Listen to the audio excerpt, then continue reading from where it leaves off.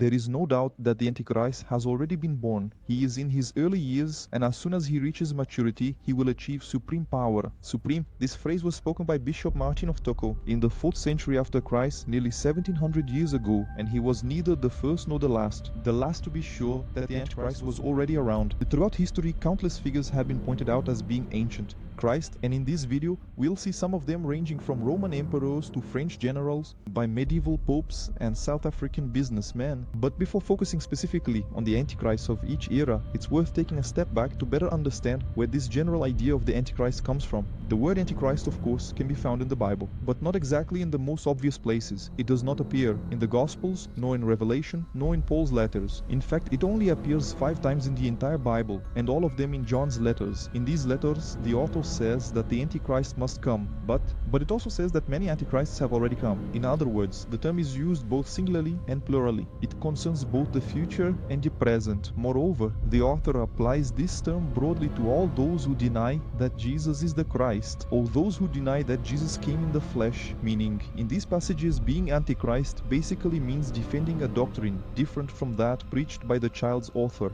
There is no reference in these passages from John's letters to a global government or someone pretending to be Christ, or any other of these characteristics that are currently very much associated with terror. But where do those other ideas, more present in our current imagination, come from? These ideas also come from the Bible, but from other passages. For example, the Gospels of Matthew and Mark speak of the figure of the pseudo-Christ, or of the false Christs who would come in place of Jesus to say, being the surviving Christ, me deceiving many people. Here the concept remains quite open, slightly different from that more singular idea which chamamos hoje de Deus. Today, but it's a different term, someone who attach themselves to what it is as G instead of Christ, right? Something that does not what was happening there in the letters. And another very important passage for the history of the concept, the idea of the Antichrist, is a passage that appears in the 2nd letter to the Thessalonians, which says the following: "Do not let yourselves be deceived at all, someone by no one, because there must come first the apostasy, and the wicked man must appear, the son of perdition, the adversary, who opposes everything that is called God or is worshipped, even sitting down personally in the temple of God, and wanting to pass for God." This adversary, in singular, also finds some parallels in the figure of the beast from the book of Revelation, who seduces the inhabitants of the earth, is worshipped in place of God, and receives authority over every poor tribe, language and nation. Again, none of these passages outside of John's letters specifically use the term where Christ. But throughout history, what happened was that various interpreters of the Bible read these texts side by side, and they concluded that all of them pointed to a figure, unique, and from that some of them went further and even concluded who exactly this figure would be, what their name, appearance, and origin. And this is where we come in then properly. On the list of antichrists of each era, but actually before getting to the list, so having said that, let's go back to the list of antichrists from each era. The first one suspected of being the antichrist seems to have been Emperor Nero. When the Apocalypse and the Gospels were written, Nero had already died, but some legends still circulated in the Roman world that he would somehow come back to reclaim the throne. A 1st century source, for example, says that the information about Nero's death was varied. For this reason, many people imagined and believed that he was alive, and another source says that some acted as if he were still alive, as if Nero were still alive, and soon to return to inflict destruction on their enemies. Over time, the idea that Nero was just hiding and preparing to return over time, it was losing strength, but rumors began to emerge that yes, he had died, but soon he would resurrect. And along these lines, a Christian author from the 3rd century, for instance, Commodianus from hell, wrote that Nero will rise from hell. And then the Roman conqueror will say, "The Christ whom you always pray to." In the 5th century, another author wrote that Nero will appear right before the coming of the Antichrist. Here, he is no longer exactly the Antichrist, but precedes this unique figure of the end times Antichrist. In the meantime, several other Roman emperors were also seen as Antichrists, especially those who persecuted Christians more harshly. For example, Domitian in the 1st century and Decius in the 3rd century, and even some Christians were associated with the Antichrist. A very striking example in antiquity antiquity is the presbyter Herius, who was condemned as a heretic after the Council of Nicaea for defending that Christ was not of the same divine nature as God the Father. It's the doctrine called Arianism, right? And because of that condemnation, Arianism. Arian was identified by some figures there in that context. Like the Antichrist, during the Middle Ages, speculation also continued about who the Antichrist would be, and various treatises were written on the subject. The most influential among them was a treatise called On the Emergence, and the Temple of the Antichrist, written in the 10th century. One of the several ideas presented in this treatise is that the Antichrist would be born in the city of Babylon after the fall of the Holy Roman Empire. I would go to the city of Jerusalem to rebuild the temple and be worshipped as a god. In that same century, in the 10th century, we also find the first record of someone pointing the foot. Pope as being suspected of being the Antichrist. A French bishop, an adversary of Pope John XV, wrote that certainly if he or the Pope se buttar, the Pope is devoid of charity and full of vain and arrogant knowledge. So he is the Antichrist, sitting in the temple of God and presenting themselves as God. After that, several other popes were accused of being the Antichrist in the 11th century, for example. In the context of the so-called investiture controversy, it happened that more than one pope was elected at the same time by different factions of the church and secular powers, and it was not uncommon that in this situation a pope would declare the other as the Antichrist, as Gregory VII did with Clement III, for example, and vice versa. And of course, in the context of the Protestant reforms, this type of accusation against the pope was brought to the highest power. Some informants, like Luther and Calvin, stated that the papacy itself, the institution, and not the specific person, was the Antichrist, that is, any pope from the beginning of time to the end of time, or rather, all gossip.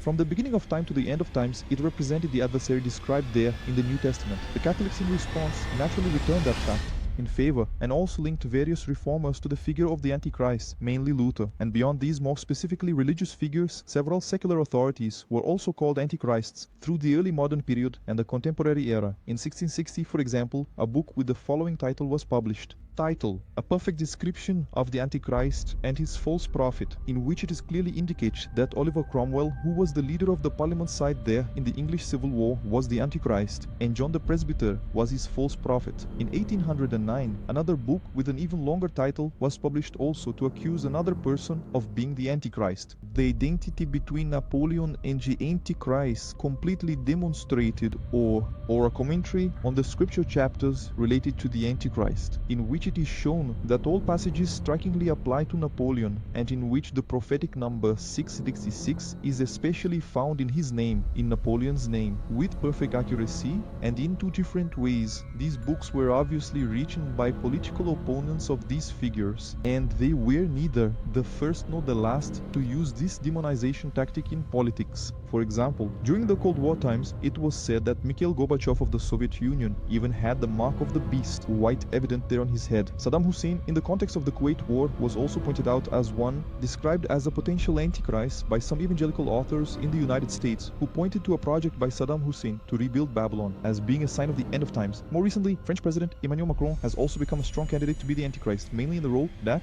the one who would create a global government for Russia to include every tribe, people, language, and nation, and so on. The examples are truly countless, and even Elon Musk has been getting involved and showing up on the internet in some interviews as a suspect of being the Antichrist. Now, why has this speculation about the Antichrist always generated so much interest historically? And the first factor that becomes quite clear, especially in these last examples that I mentioned, see, it is the political use of these speculations, né? Christ, the opposite. To Christ, it can be very effective in neutralizing any support or conflict. Sympathy for a particular figure. It's an effective way to flatten political analysis, to reduce political complexity, to turn complex situations requiring a lot of reflection, analysis, and thought into an easy choice between good and evil.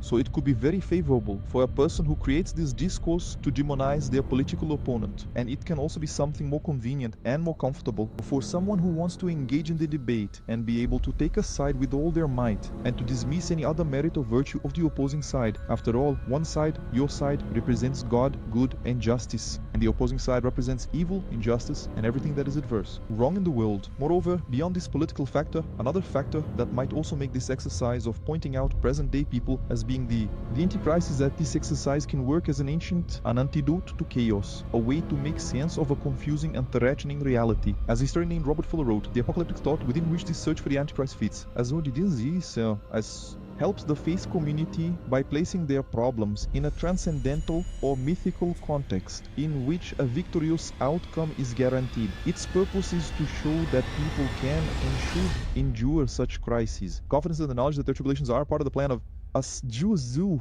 God for the ultimate triumph over evil. That is, the biblical imagery of the end times serves as a framework within which a person can frame the elements, the facts of their own life, and the events they perceive around them, thus being able to make sense in a positive way, with positive expectations, for your everyday experience. In that spirit, then, to identify that the Antichrist is already among us and that the prophecies are being fulfilled can serve as a significant reinforcement for the belief that God is indeed in control, and that no evil, no suffering, and no injustice that we observe in the present will be. They will, because all of this was already foreseen in the heavenly plans. Moreover, the subtlety of the political imagination for the present, especially in the case of political use, just as in the case of psychological and social use, it can also help understand why people in all eras believed that the Antichrist would come in their body.